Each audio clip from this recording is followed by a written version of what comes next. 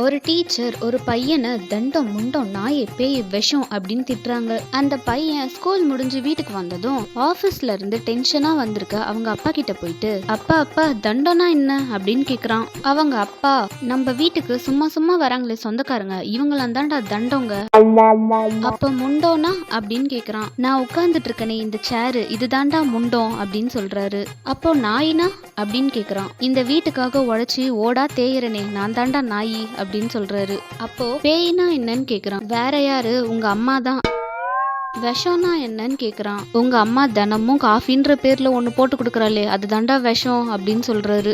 ஒரு நாள் இந்த பையன் வீட்டுல இருக்கும் போது அவங்க வீட்டுக்கு சொந்தக்காரங்க வராங்க. இந்த பையன் அவங்கள பார்த்து, வாங்க வாங்க தண்டங்களா, முண்டத்து மேல உட்காருங்க, பேய் குளிக்குது, நாய் வெளியே போயிருக்கு, நான் போட்டு கொடுக்குற விஷத்தை கண்டிப்பா குடிக்கணும் அப்படின்னு சொல்றான். வந்தவங்க எல்லாரும் அப்படியே திரும்பி போயிட்டாங்க. குழந்தைங்க கெட்ட வார்த்தை பேசல, கேக்குற வார்த்தையை தான் பேசுறாங்க.